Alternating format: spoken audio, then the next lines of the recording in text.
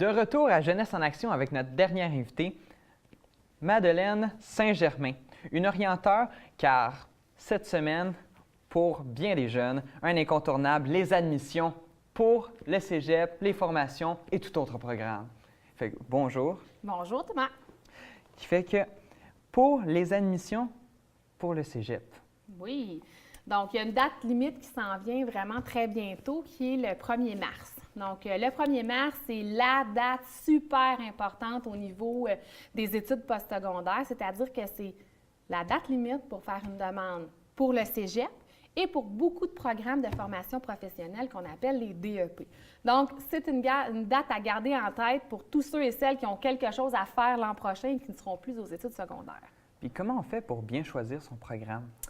Bien, c'est sûr qu'il y a plusieurs étapes importantes pour choisir le programme dans lequel on va s'inscrire. Il faut se questionner sur soi. Donc, qu'est-ce que j'aime, qu'est-ce que j'aime pas aussi, parce que parfois, on va avoir l'impression qu'on n'aime rien.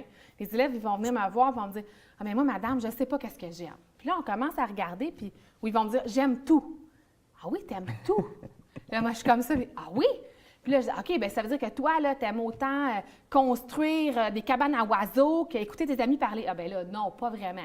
Donc, il faut aussi se questionner sur ce qu'on n'aime pas.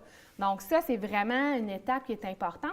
Des fois, c'est difficile de le faire tout seul. Donc, c'est pour ça qu'il y a des conseillers d'orientation dans les écoles, dans les pratiques privées, il y en a dans plein d'organismes pour aider les jeunes à identifier qu'est-ce que j'aime, qu'est-ce que j'aime pas, dans quoi je suis bon aussi, parce que faire un choix de programme, c'est aussi se demander dans quoi je suis bon.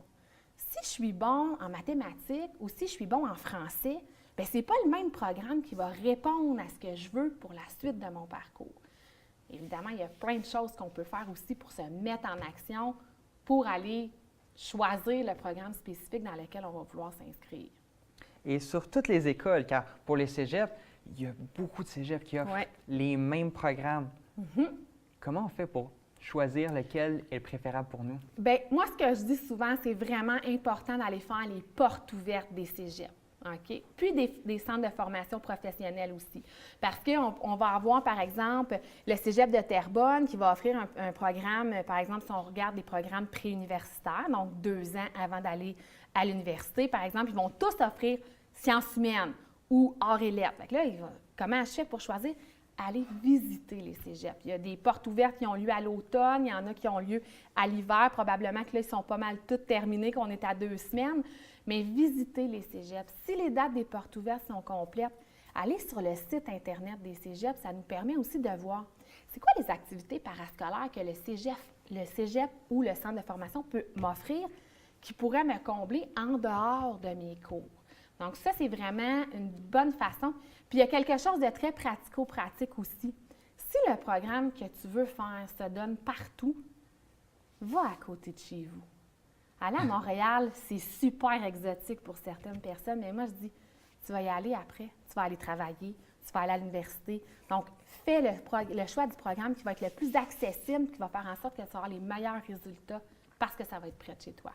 Puis, si moi, par exemple, pour les admissions dans 2 semaines, je n'ai aucune idée de ce que je veux faire, je suis totalement indécis, puis ça me fait un peu peur de devoir choisir un cégep ou une formation, puis j'ai vraiment aucune idée, puis je ne m'y suis pas pris d'avance. Qu'est-ce que je peux faire? Bien, il y a plusieurs choses que tu peux faire. Premièrement, tu pourrais aller sur certains sites Internet pour aller chercher de l'information. Donc, tu as un site Internet qui s'appelle inforoutefpt.org, qui est un site Internet qui regroupe toutes les formations professionnelles techniques. Donc, ça peut te donner de l'information.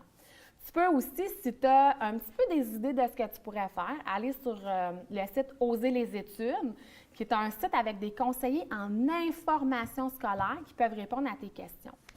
Puis si vraiment, tu es complètement indécis, tu ne sais pas ce que tu veux, va voir ton conseiller d'orientation à ton école, ou tu peux aussi aller dans des organismes ou sur le site de l'Ordre des conseillers d'orientation, il y a un répertoire de ceux qui font de la pratique privée. Parce que ça ne sera pas une révélation. Si tu ne le sais pas 2 semaines avant, ça se peut que tu ne le saches pas. Tu peux aussi faire des choix. Il y a un programme qui est populaire au cégep qui s'appelle le programme Tremplin DEC Option Orientation. Donc, c'est un programme qui te permet de commencer ta formation générale de base, donc français, anglais, littérature. puis en même temps de faire une démarche d'orientation pour te questionner sur qu'est-ce que tu voudrais faire pour la suite. C'est aussi une option que tu peux envisager. Puis si je ne suis pas acceptée lors du premier tour, quoi faire? Bien, tu abordes quelque chose de bien important, Thomas. Il y a plusieurs façons. En fait, pour être admis au collégial, tu as 3 chances. Donc, dans la région ici, c'est le Service régional d'admission Montréal métropolitain, c'est le SRAM. Puis tu as le droit de faire une seule demande dans un seul programme, dans un seul cégep de la région pour 3 chances. Donc, quand tu fais ta demande au 1er mars, c'est le premier tour. Si tu es refusé après ça, bien là, ça dépend. Si tu as été refusé parce que tes résultats scolaires étaient insatisfaisants, donc tes résultats scolaires n'étaient pas assez élevés, bien là, il faut que tu te questionnes, est-ce que tu as fait le bon choix? Donc là, tu as une deuxième chance. Fait que là, tu peux faire une demande dans le même programme, un autre cégep, un autre programme, mais tu ne peux pas faire une demande dans le même cégep, même programme, parce que si c'est tes résultats, c'était pas assez élevé, ça ne sera toujours pas assez élevé. Donc, tu peux te réessayer 2 fois, mais va voir ton conseiller d'orientation si tu es refusé la première fois parce qu'il va t'aider à faire une belle stratégie pour te trouver une place qui va te ressembler pour la suite de ton parcours. Puis, mis à part les admissions pour le cégep, formation professionnelle ou autre, c'est quoi les autres services que peut offrir un orienteur? Bien, on donne beaucoup d'informations, mais il faut comprendre que le conseiller d'orientation, il est spécialiste de l'identité et il est spécialiste du choix. Donc, on n'est pas juste là pour te donner de l'information. On est vraiment là pour voir qu'est-ce qui se passe pour toi. Tu sais, tantôt, Thomas t'a dit si j'ai peur de choisir. Bien, avoir peur de choisir, ça vient de quelque part à l'intérieur de toi. Donc, le conseiller d'orientation, il peut t'accompagner là-dedans.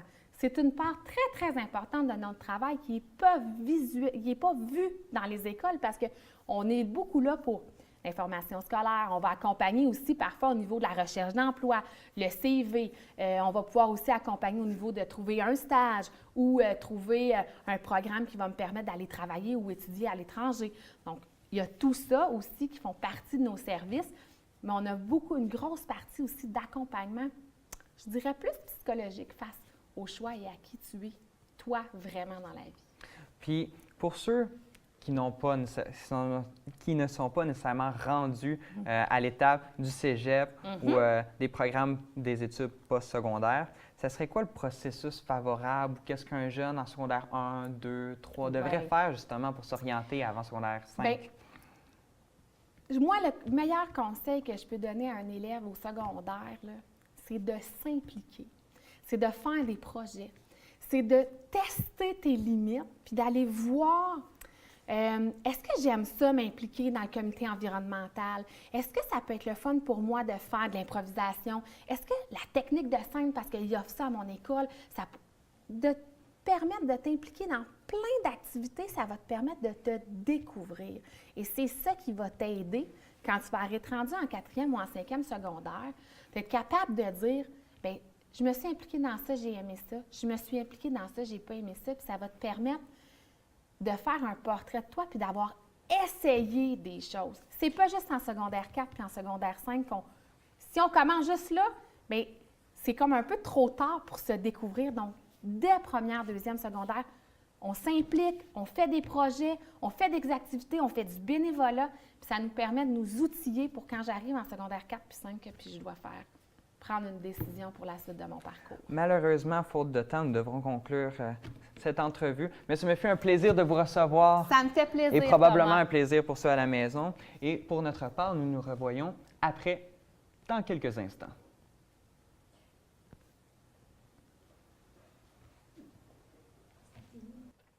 De retour à Jeunesse en Action, nous terminons l'émission avec le Pour nous joindre. Si vous avez des projets, culture ou une passion que vous aimeriez présenter à notre émission, vous pouvez bien sûr communiquer avec le site de tvrm.ca, mais aussi écrire à l'adresse de Jeunesse en Action à commercial-outlook.com.